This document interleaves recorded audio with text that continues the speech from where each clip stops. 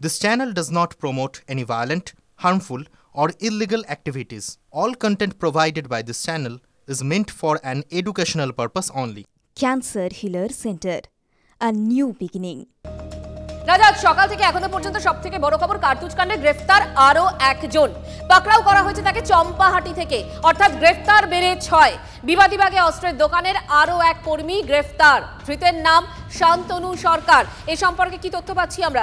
সুপ্রিয় আমাদের সঙ্গে রয়েছেন, সরাসরি কথা বলবো সুপ্রিয়র সঙ্গে। সুপ্রিয়, মঞ্জিরা, দেখো, শান্তনু সরকার নামে চম্পাহাটির বাসিন্দা এই ব্যক্তিকে গতকাল রাতে এসটিএফের গোয়েন্দারা অভিযান চালিয়ে গ্রেপ্তার করেছে এবং এই শান্তনু সরকার তিনিও কিন্তু বিবাদীবাগের যে লাইসেন্সপ্রাপ্ত অস্ত্র বিপণী সেখানকারই একজন কর্মী। আর এই দোকানের আরও এক কর্মী জয়ন্ত দত্ত, তিনি ইতিপূর্বে গ্রেপ্তার হয়েছিলেন এবং তার বিরুদ্ধে যেটা অভিযোগ ছিল যে এই লাইসেন্সপ্রাপ্ত দোকানের যে সমস্ত অ্যামুনিশন অর্থাৎ কার্তুজ রয়েছে সেগুলোকে বেআইনিভাবে চড়া দামে বাইরে যারা অস্ত্র কারবারিরা রয়েছেন তাদের হাতে পৌঁছে দেওয়া বা তাদের কাছে বিক্রি করে দেওয়া।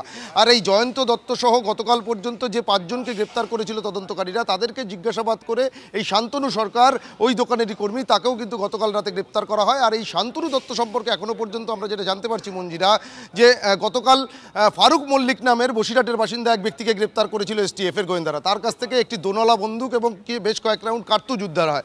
আর সেই দোনলা বন্দুকটি হাজি মোল্লা নামের একজন ব্যক্তি, যাকে প্রথম তদন্তকারীরা গ্রেপ্তার করেছিল, সেই হাজি মোল্লার কাছ থেকে এই ফারুক মল্লিক কিনেছিল। কিন্তু হাজি মোল্লা পেয়েছিলেন এই যে শান্তনু সরকার গতকাল যাকে তদন্তকারীরা গ্রেপ্তার করেছে তার মারফত। অর্থাৎ বেআইনিভাবে লাইসেন্সপ্রাপ্ত দোকানের যে সমস্ত আগ্নেয়াস্ত্র সেগুলো যে দীর্ঘদিন ধরে এই শান্তনু সরকার বাইরে নিয়ে চড়া দামে বিভিন্ন অস্ত্র কারবারিদের বেচতেন। আর সেই সমস্ত অস্ত্র কারবারিদের হাত বদল হয়ে এই সমস্ত আগ্নেয়াস্ত্র বা কার্তুজ এগুলো কিন্তু পৌঁছে যেত বিভিন্ন ক্রিমিনালদের কাছে। অর্থাৎ তদন্তকারীরা এখন এই শান্তনু সরকারকে আজকে আদালতে পেশ করে তাকে হেফাজতে নেওয়ার আবেদন জানাবে। তাকে জিজ্ঞাসাবাদ করে জানার চেষ্টা করবেন যে কতদিন ধরে তিনি এই অসাধু কাজ চালাচ্ছিলেন, কত আগ্নেয়াস্ত্র এই দোকান থেকে। আমাদের সঙ্গে থাকো। অর্থাৎ বিবাদীবাগের এই যে দোকান, সেই দোকানের শান্তনুর মতো কর্মীরা শুধু নয়, এই দোকানে যে বিক্রি বাটা হতো তার মধ্যেও কিন্তু বিস্তর গরমিল রয়েছে। আর তাই কার্তুজ কাণ্ডে প্রশ্নে পুলিশের ভূমিকাও। বিবাদীবাগের অস্ত্রের দোকানের স্টকে বিস্তর গরমিল। স্টক এবং রেজিস্টার দেখার দায়িত্ব কলকাতা পুলিশের আর্মস অ্যাক্ট সেকশনের। কোথায় কার কাছে অস্ত্র বিক্রি হচ্ছে রিপোর্ট পাঠাতে হয় পুলিশের কাছে, কিন্তু কোথায় নজরদারি আর্মস অ্যাক্ট সেকশনের, উঠছে প্রশ্ন। সুপ্রিয় আবারও আমাদের সঙ্গে রয়েছেন, কথা বলবো তার সঙ্গে। সুপ্রিয়, কাকে অস্ত্র বিক্রি করা হচ্ছে, কেন, মানে এই যে একটা হদিস তো থাকে, একটা খাতার মধ্যে তো সেটা লেখাও থাকে, সে অর্থাৎ নজরদারি, সেই নজরদারিটা কি একেবারেই নেই? দেখো, এই আর্মস বিজনেস এটা কিন্তু কোনো রকম সাধারণ বস্তু বা সামগ্রীর আর 5টা ব্যবসার মতন নয়। এটা যথেষ্ট সেন্সিটিভ একটা বিজনেস। আর এক্ষেত্রে লাইসেন্সপ্রাপ্ত যে সমস্ত আর্মস হাউস বা যে সমস্ত অস্ত্র বিপণীগুলো রয়েছে, তারা যখন কোনো আর্মস অ্যামুনেশন অর্ডার করছেন, সেই কনসাইনমেন্ট যখন তাদের দোকানে এসে পৌঁছচ্ছে, সেক্ষেত্রে তাদেরকে কিন্তু কর্তৃপক্ষকে কলকাতা পুলিশের রিজার্ভ ফোর্সের অন্তর্গত আর্মস সেকশনকে এই বিষয়টি জানাতে হয়। সেখান থেকে দায়িত্বপ্রাপ্ত একজন অফিসার তিনি দোকানে আসেন এবং তার সামনেই বা তার উপস্থিতিতেই কিন্তু এই যে আর্মস অ্যামুনেশনের যে নতুন বাক্স এসে পৌঁছচ্ছে সেটা খুলতে হয় এবং সেখানে কত আর্মস অ্যামুনেশন এলো তা কিন্তু ওই অফিসারের সামনেই দোকানের যে রেজিস্টার সেখানে নথিবদ্ধ করতে হয়।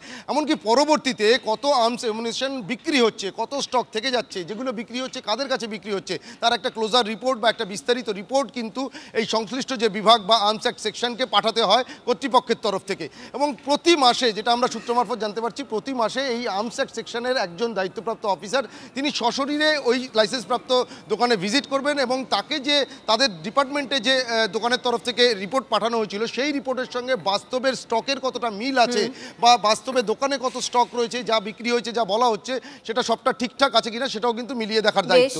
কিন্তু এই যে বিবাদীবাগের দোকানের যে রেজিস্টার ইতিমধ্যে তদন্তকারীরা বাজেয়াপ্ত করেছেন, সেখান থেকে কিন্তু বাস্তবের স্টকের সঙ্গে খাতার স্টকের বিস্তর গরমিল রয়েছে। আর এখান থেকেই যে প্রশ্নটা উঠছে যে এক্ষেত্রে কি তাহলে নজরদারির কোথাও একটা অভাব ছিল বা উদাসীনতার কারণেই কি এই ধরনের একটা পরিস্থিতি তৈরি হলো? যদিও আমরা এসটিএফ সূত্রে জানতে পারছি সেই দিকগুলোও কিন্তু তদন্তকারী আধিকারিকরা তারা খতিয়ে দেখছেন।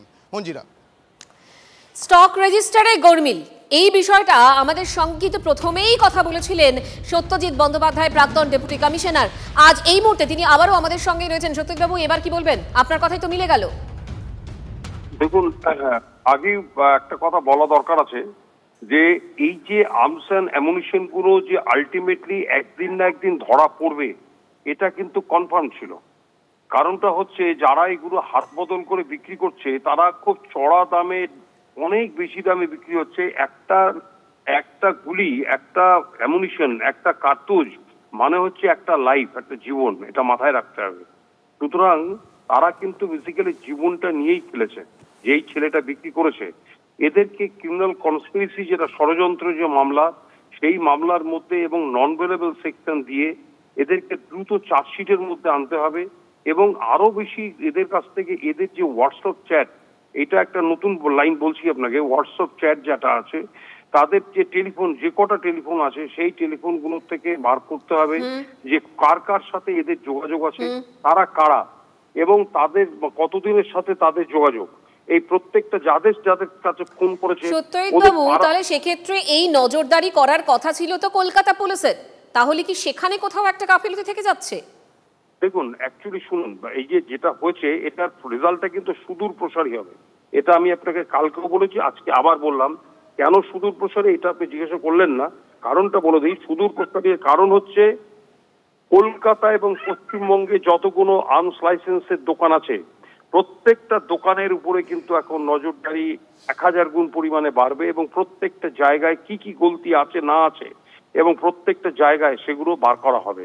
এই সুদূর প্রসারী রেজাল্টের মাধ্যমে একটা এফেক্ট সাধারণ জনগণ পাবে, এটা হচ্ছে ইললিগাল ভাবে এই অ্যামুনিশন বিক্রি করা, গুলি বিক্রি করা কিংবা আর্মসটাকে ইউজ করে আবার ফেরত দেওয়া, এগুলো কিন্তু সম্পূর্ণ বন্ধ হয়ে যাবে। কারণ শুধু টাকার লোভের জন্য এগুলো করেছে, অন্য কোনো কারণ নেই। বেশ, ধন্যবাদ আপনাকে। কার্তুজ কাণ্ডে চম্পাহাটি থেকে জালে শান্তনু, সেই শান্তনুর বাড়িতেই TV9 বাংলা। 2004 থেকেই ওই দোকানে কাজ করত ছেলে, জানিয়েছেন শান্তনুর মা। কী কারণে গ্রেফতার জানেই না পরিবার। আমরা দাঁড়িয়ে রয়েছি, এটা শান্তনু সরকারের বাড়ি। আর এই বাড়ি থেকেই রাত 11টার সময় তাকে পুলিশ গ্রেফতার করে নিয়ে গিয়েছে। শান্তনু সরকার 2004 সাল থেকে কলকাতায় বন্দুকের দোকানে কর্মরত ছিলেন, এমনটাই জানাচ্ছেন তার পরিবারের লোকজন। যদিও এই মুহূর্তে বাড়িতে কিন্তু তার পরিজনেরা রয়েছেন, তারা যেটা জানাচ্ছেন যে কী কারণে তাকে গ্রেফতার করা হয়েছে তা সে বিষয়ে তারা জানেন না। কিন্তু প্রশ্ন উঠেছে যে গুলিকাণ্ডে তাকে গ্রেফতার করা হয়েছে, কতদিন ধরে এই চক্রের সঙ্গে জড়িত রয়েছে তা জানার জন্যই কিন্তু তদন্তকারীরা তাকে গ্রেফতার করেছে। বারুইপুর থেকে অভিজ্ঞান নস্কর, TV9 বাংলা। কি কারণে নিয়ে গেছে কিছু বলেছে? না, সেটা কিছু বলেনি। কিছু বলেনি? পুলিশ এসে কি বললো রাতে? আমি বললাম আমি তো ছিলাম না, আমি তো মেয়ের বাড়ি, ছেলের বোনের বাড়ি ছিলাম। আপনি এসে কি শুনলেন? আমাকে সকালবেলা ফোন করে ডাকলো, আমি আসলাম, বলে মেয়ে তুমি এসো, মেয়ে দুটোর কাছে থাকো। আমি সঙ্গে সঙ্গে ভোরবেলা চলে আসলাম। তারপর আমি তো কিছু জানি না তো। কয় ছেলে মেয়ে শান্তনু? আমার একটাই মেয়ে। আচ্ছা, আপনি কে হন শান্তনু? আমি মা হই। আর ছেলে কি করতো, কি কাজ করতো? ছেলে এনসিদাতে কাজ করতো।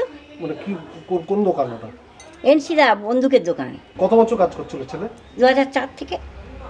এর আগে কি কখনো পুলিশ ধরেছিল? না না না না, কোনো দিন এরম কেস হয়নি। ওনাকে ধরে নিয়ে গেছে এইটুকু শুনেছি। এবার কি বৃত্তান্ত আমার সেটুকু এখনো পর্যন্ত জানা হয়ে এখনো উঠেনি। কোথায় কাজ করতো কি শুনেছেন, যে কোথায় কোন দোকানে কাজকর্ম করতো কলকাতায় শুনেছেন? না না, উনি কাজ করতে যায়, যেরকম সবাই যেরকম যায় সেরকম কাজে যায় বাইরে। এবারে লোক আপনাদের সঙ্গে মিশতো, কি কথাবার্তা বলতো? কথাবার্তা মানে যেরকম পথ চলতে যেরকম এই কেমন আছো কি এইসব, কিন্তু এমনি পুরো একদম পুরো যে নিয়ারেস্ট সেরকম না। আর ও তো বন্দুকের দোকানে চাকরি করতে শুনেছেন? না, এই খবর তো জানি না। তো উনি কাজে যায় এটুকু জানি, কিন্তু কোথায় কাজ করে তা জানি না।